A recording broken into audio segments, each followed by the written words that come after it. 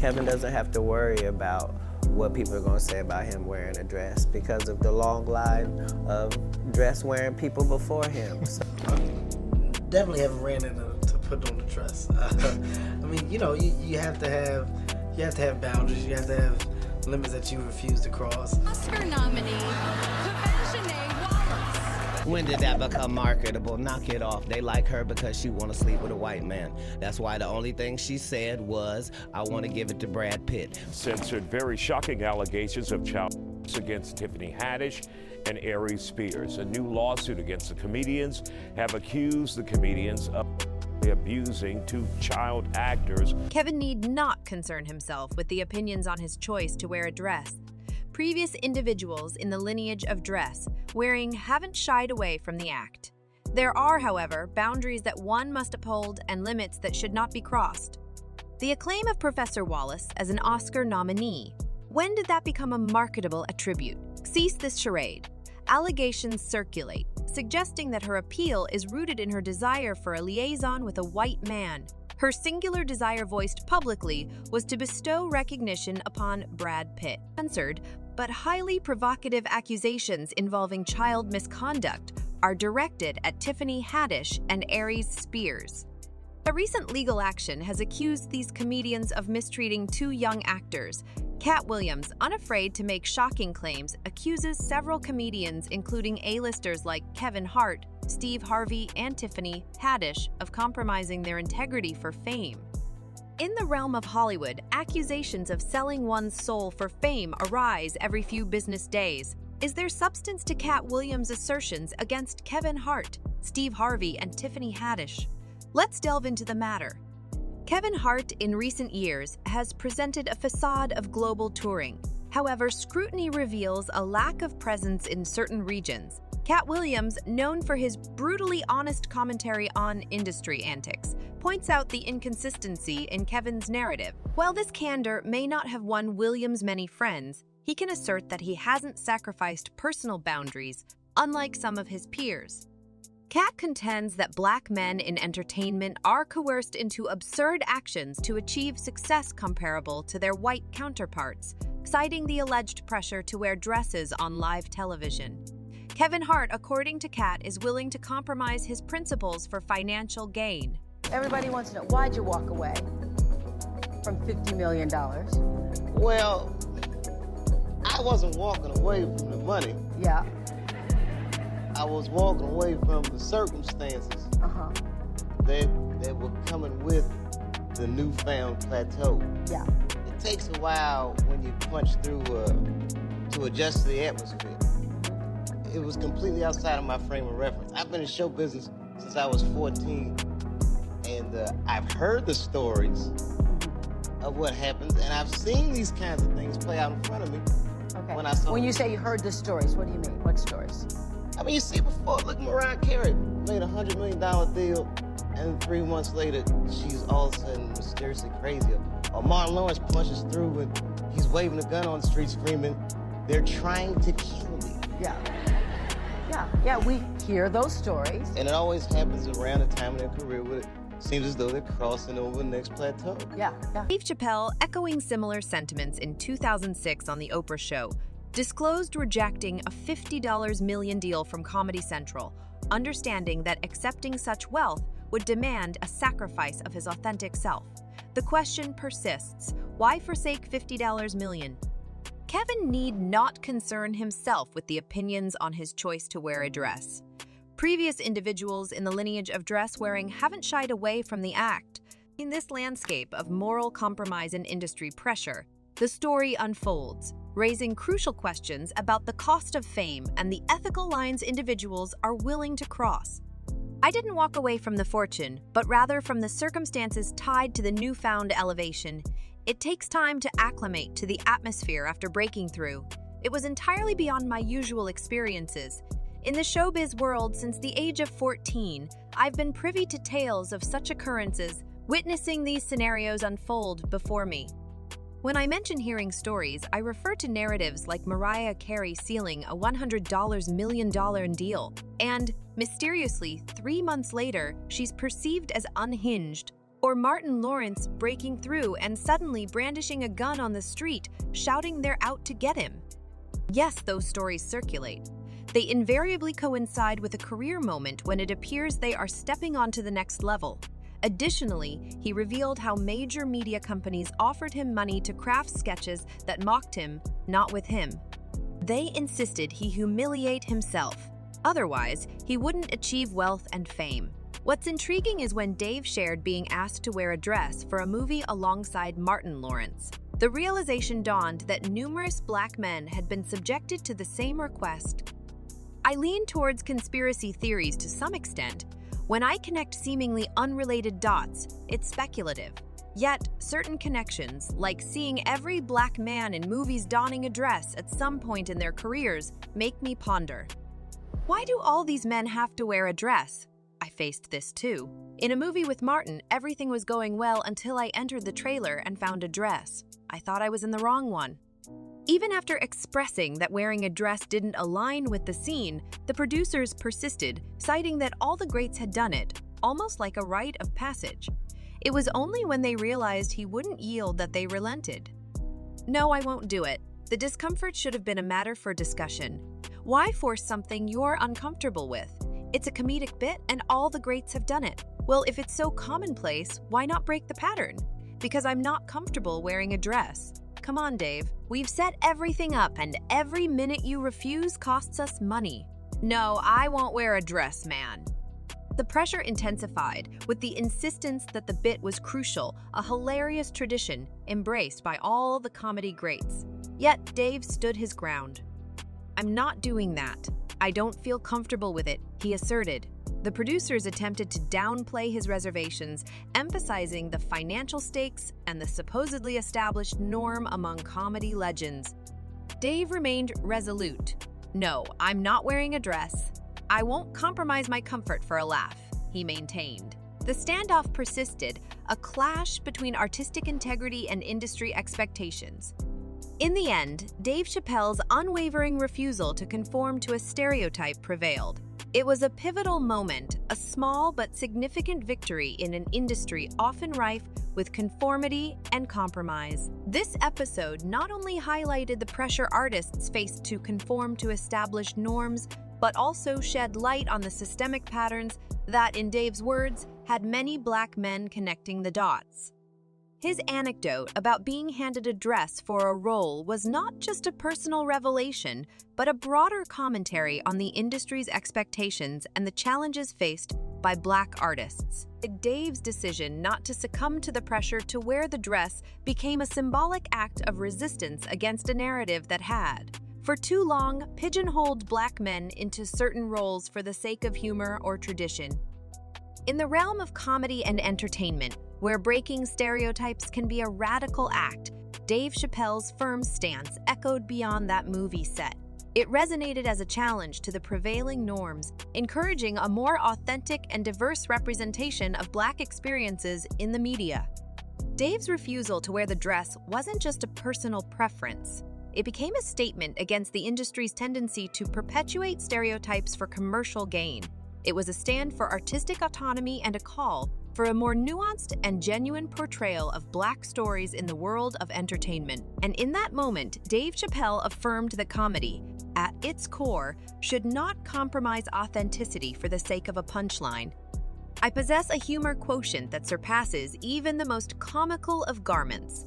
Just furnish me with a witticism, and there's no need for me to don any attire to induce laughter. Am I expected to emulate the comedic stylings of Milton Berle? The narrative unfolds with a certain flow until eventually he exits the scene, leaving the director, Dave, pondering the idea that my comedic brilliance could benefit from a touch of dress embellishment. What transpires here? Are we traversing the realms of Brokeback Mountain? According to Dave, the quandary doesn't revolve around the dress itself. It's a deeper issue within the industry, an attempt to coerce artists into compromising their integrity in the pursuit of affluence. When questioned about Dave's assertion that black men were compelled to degrade themselves for financial gain in 2012, Kevin Hart emphasized the importance of artists safeguarding their brand and steering clear of crossing certain boundaries. He asserted that he had never been forced to compromise his principles or beliefs until that point. Dave Chappelle, another luminary in the realm of comedy, shared a similar experience, recounting attempts within the industry to have him don the infamous dress. Have you too encountered such script directives, and are there limits you'd unequivocally uphold? Certainly haven't found myself in the predicament of donning a dress. Establishing boundaries is imperative, limits that remain unyielding. Personally, I'm cognizant of mine, yet they've yet to face scrutiny, sparing me the need to expound upon them. This morning, I was asked to showcase my basketball dribbling skills on a talk show. Not quite a dress scenario, but my refusal stemmed from the awareness that it would be a ludicrous spectacle. Recognizing oneself as a brand is crucial, something to be safeguarded at all times. Any occurrence with the potential to tarnish your brand must be averted. I prioritize safeguarding my brand, vowing never to compromise my principles for monetary gain. Yet, ironically, a year later, I found myself in an SNL skit donning a dress, resulting in vehement criticism from fans accusing me of betraying authenticity. One fan hilariously quipped, "LMAO just realized that Kevin Hart has worn a dress and kissed men in his movies and TV show appearances to be accepted into the Hollywood cult. And they still told that dude, 'Now say you're sorry, Kevin.'" Another expressed disappointment in my SNL dress stint, lamenting the perceived need for male celebrities on the show to embrace cross-dressing. In the grand scheme, Kevin need not fret over criticism, given the historical lineage of male actors embracing dresses. From Big Mama's house to Medea, the sartorial choices in Hollywood are as diverse as the characters portrayed, and I've yet to witness Medea in a pantsuit. I reckon she prefers donning dresses. Consequently, I'm pondering, why are we singling out the diminutive Kevin Hart, who's been around the block, just because it happened to be his turn? Moving on. Addressing this matter, Katt Williams opined that Kevin's donning of a dress wasn't a unique or special occurrence. It was merely his turn to undergo a rite of passage that numerous male celebrities preceding him had experienced. This conspiracy runs deeper than our awareness allows. Now, the term conspiracy might prompt some to dismiss it as mere conjecture. However, if you were to inquire with Katt, he'd assert that conspiracies shouldn't be hastily dismissed because they often harbor a kernel of truth. Conspiracy theories are no longer as prevalent since we've come to realize that behind every theory lies a nugget of truth. It originates from somewhere, evolving into a theory, and subsequently morphing into a conspiracy theory due to a fact. Yet, according to Katt, donning a dress isn't the sole method for a comedian to sell their soul to the allure of Hollywood. Occasionally, achieving the next echelon of fame involves playing the provocateur, coercing others into ventures that defy their comfort zones. Enter Steve Harvey, a recent target of Katt's criticism on the same subject. Allegedly, Steve was implicated in Hollywood's attempt to emasculate black men by making Cedric the Entertainer wear a dress. Steve purportedly recognized Cedric's comedic potential, but couldn't stomach the notion of Cedric surpassing him in fame. Consequently, he purportedly tried to tarnish Cedric's image by orchestrating a feminine skit. Katt revealed in his Black Tree interview that compromising personal values for financial gain is a choice he'd never make. To Katt, it remains unfathomable to engage in undignified acts for the sake of money or success. This mindset, while preventing him from attaining mainstream celebrity status akin to Steve Harvey or Kevin Hart, positions him as a diligent force making substantial strides. Katt Williams, though not the most famed comedian, has been making major moves, securing deals with media giants like HBO and Netflix. In an interview with V103 Radio in Atlanta, Katt proudly declared, "I have the top 2 comedy specials on Showtime, HBO, and Comedy Central." When queried about the total number, he confidently stated, 9. "I did them by myself, owning them entirely." The media, however, tends to downplay Katt's stature as a comedy mogul, as he laments in the interview, citing the backlash he receives for speaking unvarnished truths. Katt Williams, known for his unyielding commitment to authenticity, stands firm against compromising his principles for fleeting success. While he may not boast the mainstream recognition of figures like Steve Harvey or Kevin Hart, he has etched his path as a comedy mogul with a distinctive voice.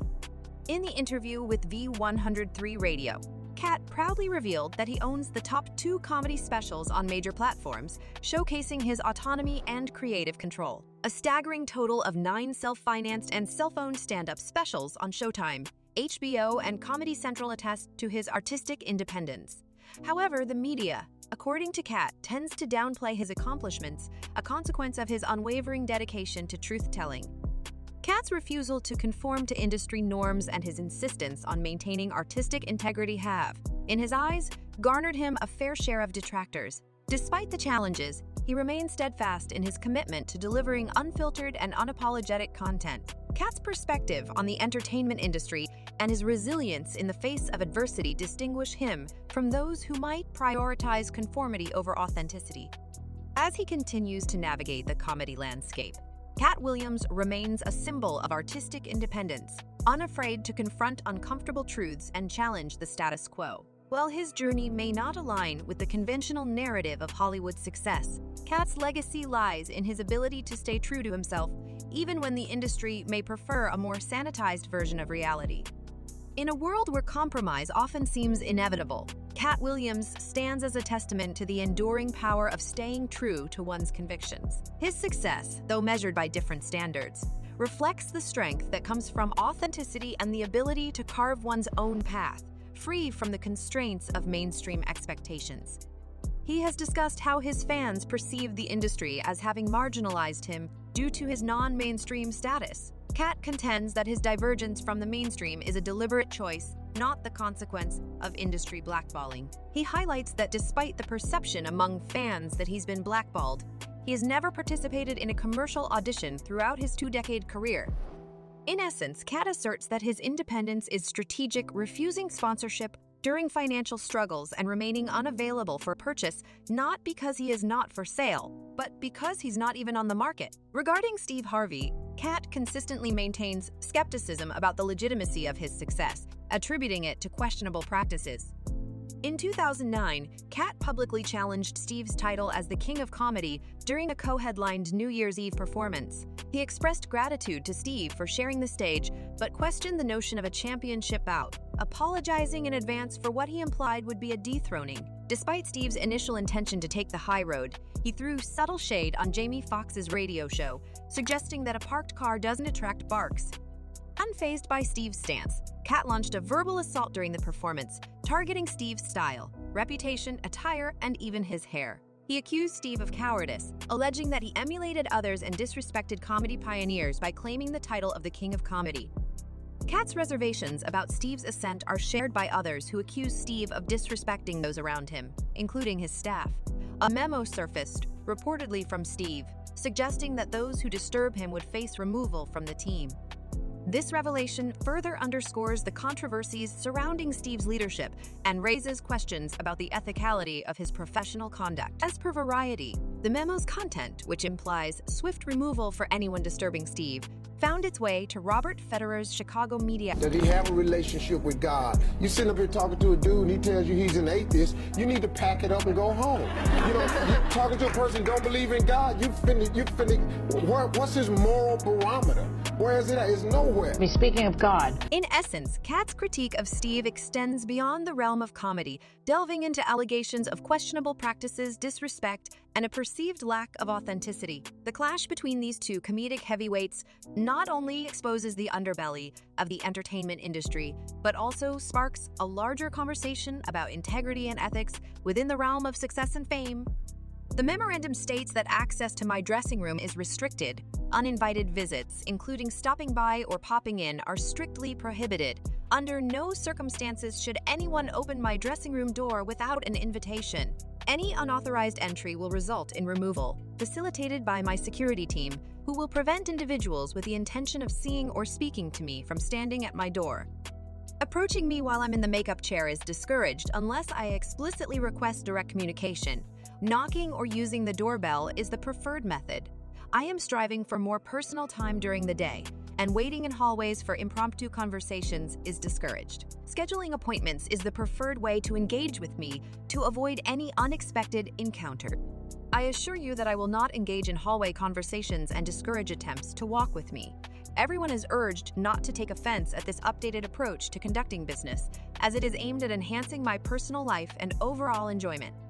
Furthermore, Steve's controversial perspectives on women and relationships have stirred criticism. His questionable views on why men cheat, attributing it to the willingness of women to participate, have sparked disapproval, even from some of his female fans. Steve's success is undeniable, but his generalized portrayal of men as irrational creatures incapable of self-control around women is offensive.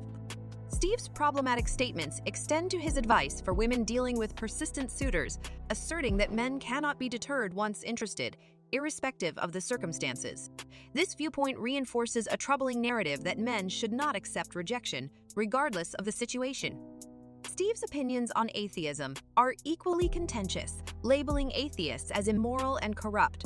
He suggests that a person's relationship with God is the foundation of morality, questioning the moral compass of those who do not believe. This perspective raises concerns about Steve's tolerance and acceptance of differing beliefs. The revelations about Steve Harvey challenge his public image as a quirky, funny, all-American dad. His strong convictions on certain issues suggest a more conservative stance, portraying him as a rigid individual who dismisses anything conflicting with his personal beliefs as inherently wrong and sinful. Moreover, there are allegations that Steve, despite presenting himself as a role model for Black entertainers, has been involved in behind-the-scenes sabotage against those he perceives as threats. The late Bernie Mac accused Steve of jealousy and attempted theft of his role in Ocean's 11 in one of his final interviews, questioning the authenticity of Steve's mentorship claims. Bernie, in his candid critique, labeled Steve as a pronounced narcissist averse to witnessing others prosper. He pointed to instances on the Kings of Comedy tapes where Steve's introduction of Cedric, the entertainer, revolved more around himself than his friend. Despite being aware of this, Bernie remained unperturbed, asserting that Steve lacked the ability to truly irk him. Monique, too, publicly called out Steve, accusing him of feigning friendship when he sided with Oprah and Tyler Perry in their dispute with her. Steve allegedly initially supported Monique privately, but later publicly criticized her for damaging relationships. Monique perceived this as duplicitous, leading to backlash against Steve for aligning with Hollywood elites and betraying her. Bernie expressed a desire for Steve to have personally informed Monique of her bridges being burnt before publicly condemning her. Katt Williams, echoing Bernie's sentiments, implicated Steve Harvey for unethical career practices. Tiffany Haddish was not spared from Katt's criticism, as he accused her of being insincere, lacking talent, and catering to a white audience for meager attention. Katt contended that Tiffany had not proven herself as a comedian without completing a tour or special, asserting that she did not write her scripts, including those for Girls Trip. According to Katt, Tiffany ascended by compromising the careers of more talented comedians, playing the industry game, and allegedly engaging in relationships with white men. Katt pointed out Tiffany's comment about wanting to be with Brad Pitt, insinuating that her willingness to be with a white man was a factor in her success. He highlighted her previous marriage to a white man, subsequent divorce, abuse, allegations, a book, and her newfound interest in Brad Pitt as part of her evolving narrative. Katt Williams went further to emphasize his skepticism about Tiffany Haddish's comedic prowess, challenging anyone to cite a memorable Tiffany Haddish joke. He argued that her lack of a tour and a special cast doubt on her credentials as a true comedian. Katt raised questions about Tiffany's role in Girls Trip, suggesting that she might not have contributed to the script and insinuating that her success was built on handed scripts rather than authentic comedic talent. Accusing Tiffany of leveraging personal relationships with white men for professional gains, Katt asserted that her willingness to play this game contributed to her popularity. He criticized the industry for favoring her despite, in his view, a lack of substantial comedic achievements. In the intricate world of comedy, both Bernie and Katt appeared to share reservations about the authenticity and ethical practices of some comedians, notably Steve Harvey and Tiffany Haddish. The allegations, ranging from self-centeredness to questionable career-building tactics, added layers to the complex dynamics within the comedic sphere. As controversies unfolded, the discussion sparked reflection on the industry's values and the price some comedians might be paying for their rise to fame. Katt's remarks regarding Tiffany Haddish appeared to diminish her achievements and were perceived as misogynistic by many. Criticism intensified, and some former fans argued that Tiffany, much like Cardi B, cares too much about others' opinions. They questioned why she's attempting stand-up for another person, emphasizing that Katt Williams himself would envy her current position in Hollywood.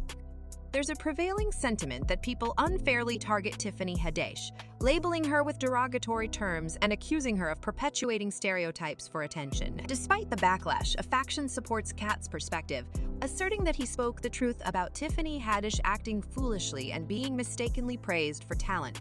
Reflecting on the responses of Steve Harvey, Kevin Hart, and Tiffany Haddish to Katt's critiques, it seems evident that he struck a nerve.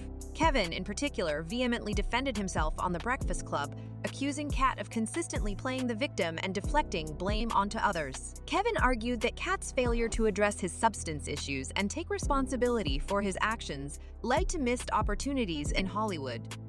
Kevin emphasized Katt's choice of drugs as the primary reason for his downfall, asserting that studios considered him a risk. Some individuals concur with Kevin, suggesting that if Katt had steered clear of substance abuse, he could have achieved the same level of success as Kevin Hart. The debate continues, with opinions divided on whether Katt's struggles with drugs significantly impacted his career. Certainly, here's a rephrased version of the script.